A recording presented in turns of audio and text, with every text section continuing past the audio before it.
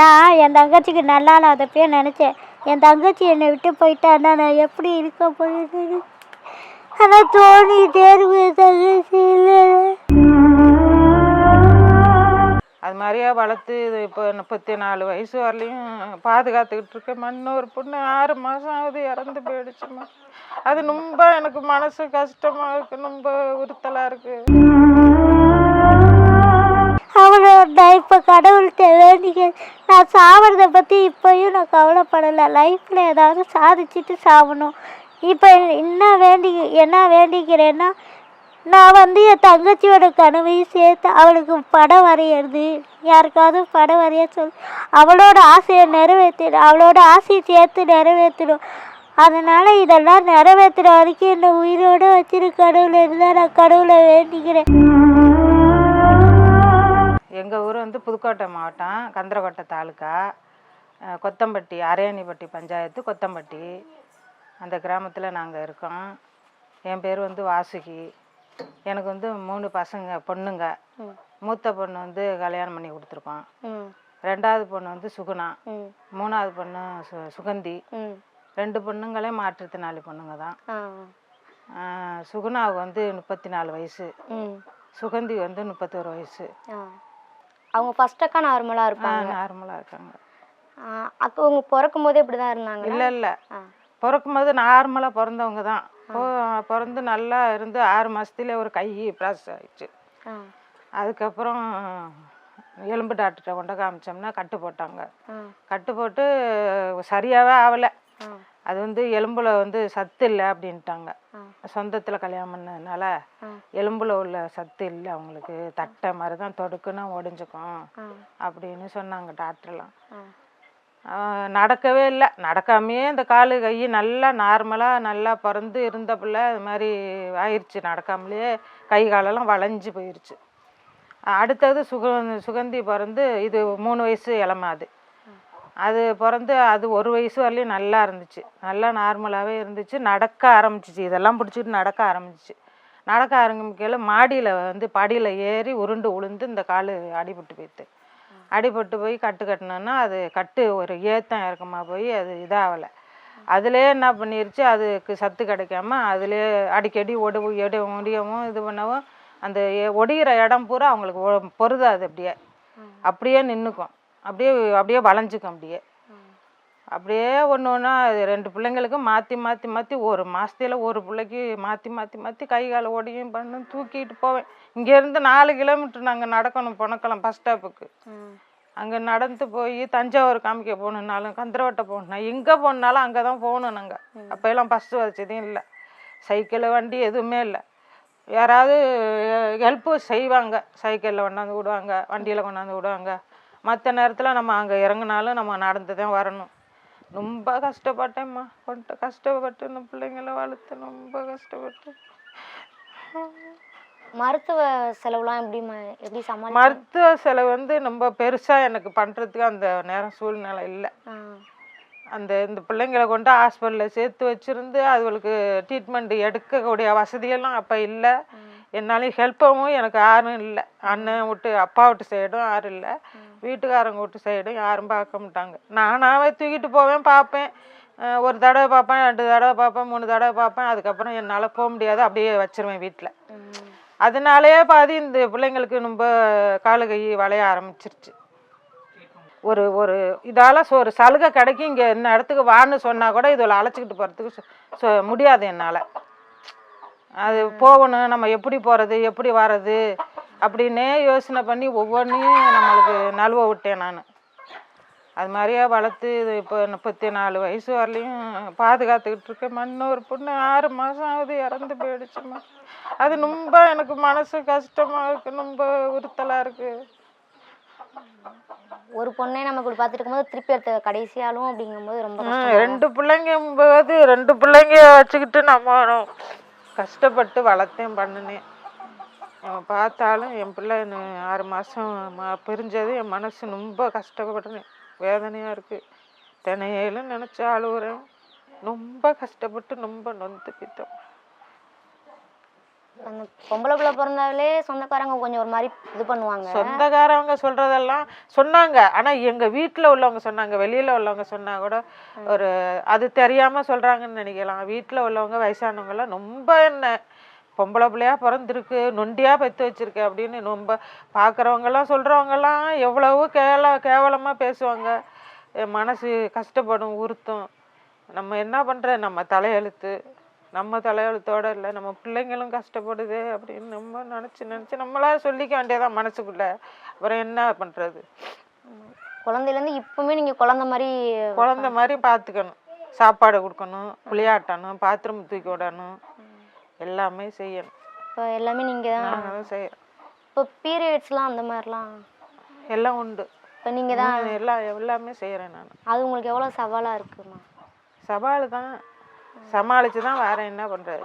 கடவுளை எனக்கு தெம்பும் தைரியத்தையும் கொடுத்துருக்காரு. கஷ்டத்தையும் ஒரு பக்கம், மன தைரியத்தையும் ஒரு பக்கம், ரெண்டையுமே கொடுத்துருக்காரு கடவுள். சமாளிச்சுக்கிட்டு தான் வரேன். நான் என்ன பண்ண முடியும்? எங்கள் வயசானவங்களாம் மருந்தை போட்டு கொல்லு, எங்கள் அம்மா கூட சொன்னாங்க, இதெல்லாம் நீ ஏமா வச்சுருக்க, மருந்தை போட்டு கொன்னான்னா அப்படின்னெல்லாம் கூட சொன்னாங்க. நான் எப்படிம்மா மனசு வரும்? இல்லை கொண்டு போய் இந்த மாதிரி ஹோமில் விடு அந்த மாதிரி அது மாதிரியே சொன்னாங்க. கொண்டா வெளியில் விடாம ஹாஸ்டலில் விடலாமே, அதுகளுக்கெல்லாம் ஹாஸ்டல் இருக்குது அப்படின்னு சொன்னாங்க. எனக்கு மனசு ஒத்துக்கலாமா? அந்த பிள்ளைங்கெல்லாம் எல்லாமே அதுகளுக்கு வந்து நம்ம தான் செய்யணும். அங்கே கொண்ட விட்டா யார் செய்வாங்க? அதுபோல் அதுக்கு தான் நம்ம கடவுளும் நம்மளை சோதிச்சுட்டான். நம்ம பார்க்குற வரலையும் நம்ம பார்ப்போம். அதுக்கப்புறம் எப்படி வேணாலும் ஆகிட்டு போகுது அப்படின்னு தான் நான்லாம் கொண்டா விட மாட்டேன் அப்படின்ட்டேன். அதுவளும் போக முடியாதுன்ட்டு. இப்போ பொருளாதார ரீதியாக எப்படிம்மா சமாளிக்கிறீங்க? சமாளிச்சம்மா, என்னால் கஷ்டப்பட்டு தான் சமாளிச்சுக்கிட்டு வரேம்மா. இப்போ நீங்கள் யோசிச்சிங்களா அவங்க கவிதையெல்லாம் எழுதுவாங்க அப்படி யோசிச்சிங்களா நீங்கள்? அதெல்லாம் நான் யோசிக்கலை. அதுக்கு ஃபோன் இல்லை. அது வந்து இப்போ வந்து எங்கள் பொண்ணு ஹாஸ்பிட்டலில் இருந்தப்போ ஒரு முஸ்லீமுக்காரவங்க வந்து இதுங்களை பார்த்துட்டு அம்மாம்பேட்டையிலேருந்து வந்து 10,000, அதுக்கு ஆளுக்கு 5,000 பணம் கொடுத்துட்டு போனாங்க. வீட்டில் வந்து அதை வச்சு இது ஃபோனு வாங்கினுச்சு. இது ஃபோனு வாங்கி அது மூலியமாக கவிதை எழுத ஆரம்பிச்சிச்சு. இது கவிதை எழுதுனதும் எனக்கு தெரியாது. அதான் சொல்லும் கவிதை எழுதியிருக்கேன் இதுன்னு. நம்ம அந்த கவிதையை பற்றிலாம் எனக்கு ஒரு இது தெரியாதும்மா. படிச்செல்லாம் காமிக்கல. அதான் எழுதி போடுது வருது, எனக்கு பரிசு கொடுத்தாங்கங்குது, அவார்டு வந்துச்சுங்குது. அதான் 4-5 இது கூட வாங்கியிருக்கு. இங்கே இதில் போஸ்ட்லேயே வந்து வாங்கி வீட்டில் இருக்கு. இப்போ புத்தக திருவிழாக்கு அவங்க கூட்டிகிட்டு வந்தாங்களே, அப்போ நீங்கள் வந்தீங்களா? நான் வந்தேனே. அது யதார்த்தமாக கூப்பிட்டாங்க. இது மாதிரி புத்தக கண்காட்சி நடக்குது, கவிதை எழுதுறதுனால அங்கே புக்கு ஏதாவது கிடைக்குமா, நீ வாம்மா அப்படின்னு எங்களுக்கு பழக்கப்பட்டவங்க ராஜா தம்பி கூப்பிட்டாங்க. இது கூட வரலன்றுச்சு. நான் தூக்கிட்டு வரலாம் முடியாது, பஸ்லேயும் வர முடியாது, வண்டியிலையும் வர முடியாது, எதுவும் வர முடியாதுப்பா அப்படின்னு சொன்னேன். அவங்க சொன்னாங்க, நீ வர்றேன்னு மட்டும் சொல்லுங்கம்மா, எப்படியாவது நம்ம அதுக்குள்ளே ஏற்பாடு பண்ணிடுவோம் அப்படின்னு சொன்னாங்க. சரிப்பா, நான் சரி அப்படின்னேன். அதுக்கப்புறம் அவங்க டாக்டர் புதுக்கோட்டையில் தெரிஞ்ச டாக்டர் வச்சு ஆம்புலன்ஸ் அனுப்பிட்டாங்க. ஆம்புலன்ஸ் அனுப்பி ஆம்புலன்ஸ்லேயே அழைச்சிட்டு போய் ஆம்புலன்ஸ்லேயே எங்களை கொண்டாந்து அனுப்பி விட்டுட்டாங்க. வீட்டிலே விட்டுட்டு வந்துட்டாங்க. அந்த ஹெல்ப்பு தம்பி ரொம்ப, அவங்களும் இன்னும் செல்வாவும் இந்த இதில் இருக்காங்க. அது அவங்களும் சேர்ந்து செஞ்சு பண்ணிவிட்டு அது அப்புறம் பத்திரிக்கையில் போய் ரொம்ப பிரபலம் ஆணுச்சு. அதுக்கப்புறம் தான் எங்கள் சின்ன பாப்பா செத்தது. 2 பேருமே அது சென்னையில் இருந்துச்சு. அதை ஃபோட்டோ எடுத்து அனுப்ப சொல்லி 2 பேருமே வச்சு புக்கில் எல்லாம் போட்டு விட்டுருந்தாங்க. ஆனந்த விகடன்லேயே நம்ம போட்டு விட்டுருந்தாங்க. அதெல்லாம் பார்த்தாங்க. அது 1 மாதத்துலேயே இந்த குழந்தை இது இறந்துருந்தோம்னா ரொம்ப எனக்கு மன வேதனை ரொம்ப உளைச்சலாயிருச்சுமா.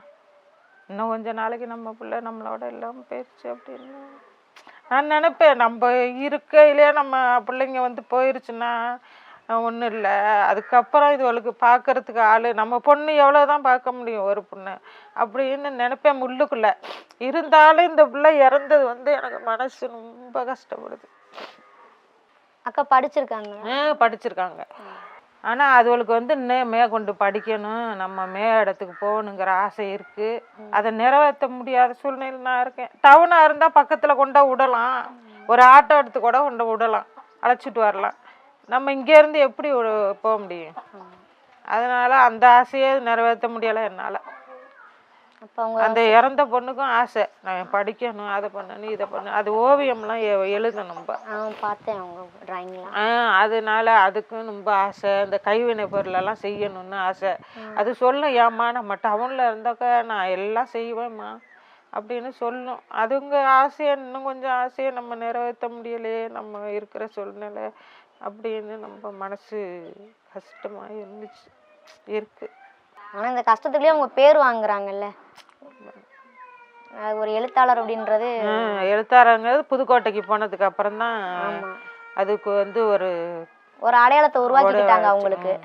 எங்க பிள்ளைங்களும் என்ன மாதிரியே அதுகளுக்கு நம்ம இப்படியா இருந்தாலும் கூடாது, மற்றவங்களுக்கு உதவி செய்யணும். நம்ம முடியாட்டி போனாலும் அந்த பிள்ளைங்களை இந்த பிள்ளைங்க நல்லா படி, நீ அறிவாரு, மார்க் எடு அப்படின்னு சொல்லும், சப்போர்ட்டு பண்ணும். இதுவும் நம்மளும் என்னால் முடிஞ்ச வரலையும் அதுகளுக்கு சின்ன சின்ன உதவிகள்லாம் எனக்கு செய்யணும்னு ஒரு ஆசை இருக்கும், செய்வேன். நீங்கள் உள்ளதுலேயே நான் மறக்க முடியாதளவுக்கு இந்த அளவுக்கு நான் ஒரு நாள் நான் ரொம்ப நொந்து போயிட்டேன், வாழ்க்கையே வெறுத்து போயிட்டேன்னா நீங்கள் அந்த மாதிரி ஏதாச்சும் இருந்திருக்கா உங்களுக்கு? நினைக்கிறேன், டெய்லியும் நினைக்கிறேன், நம்ம வந்து இதெல்லாம் ஒரு வேலைக்கையா அப்படின்னு சாவணும்னு கூட தோணும். ஆனால் அது அடுத்த நிமிஷமே வந்து அந்த முடிவுக்கு நான் போக மாட்டேன். ஏன்னா நம்மளை நம்பி 2 உயிர் இருக்குது. எனக்கு வந்து ஆப்ரேஷன் பண்ணாங்க தலையில், ஒரு 15 வருஷம் ஆக போகுது. தலையில் ஒரு கட்டி இருக்குன்னா ஆப்ரேஷத்துக்கு அழைச்சிட்டு போய் காமிச்சேன்னா, ஜிஹெச்சில் மெடிக்கல் மருத்துவமனையில் காமிச்சேன்னா அவங்க ஆப்ரேஷன் பண்ணேன்னு சொல்லிட்டாங்க. அதுக்கு அட்மிஷன் போட்டு சேர்ந்து ஒரு 15 நாள் கழிச்சு தான் எனக்கு ஆப்ரேஷன் பண்ண ஆரம்பித்தாங்க. அந்த நேரத்தில் ரொம்ப வலி எனக்கு கிளம்பிடுச்சு.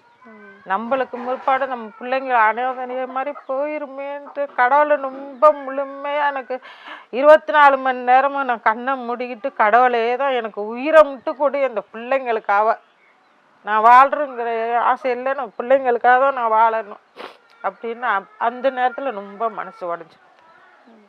அது ஆசைப்பட்டதை கூட நான் வாங்கி கொடுக்கக்கூடிய சூழ்நிலையிலாம் இல்லைம்மா. நான் ட்ரெஸ்ஸு நம்மளுக்கு இல்லாட்டியும் அதுகளுக்கு நல்ல போடணும்னு நினைப்பேன். அது மாதிரியெல்லாம் வாங்கி கொடுத்துருக்கேன். ஆனால் மற்றபடி அது ஆசைப்படுறது ஒன்று அதெல்லாம் செய்ய முடியாது எனக்கு சூழ்நிலை. எல்லாத்தையும் சமாளித்து அந்த தைரியத்தை கொடுத்தது கடவுள் தான். கஷ்டத்தையும் கொடுத்துருக்காரு, தைரியத்தையும் கொடுத்துருக்காரு. அதை தான் ஒரு நேரம் நினைப்பேன், இவ்வளோ கஷ்டத்தை கொடுத்துருக்காரு, நம்ம தைரியத்தையும் கொடுத்துருக்காரு, சமாளிக்கிறேன்னா. தெரியாதவங்க சொல்லுவாங்க, ஏமா 2 பிள்ளைங்கள வச்சு எப்படிம்மா நீங்கள் பாதுகாக்கிறீங்க அப்படின்னு இந்த ஹாஸ்பிட்டல்லாம் கொண்டு சேர்த்தப்பெல்லாம் சொல்லுவாங்க. நிறைய பேர் சொல்லுவாங்க, 2 பிள்ளைங்களையும் நீங்கள் எல்லாமே பார்க்குறீங்களாம்மா, எப்படிம்மா பார்க்குறீங்க அப்படின்னு. என்னம்மா பண்ணுறது, பார்க்குறேன் தான் அப்படின்னு சொல்கிறது. அப்புறம் என்ன சொல்ல முடியும்?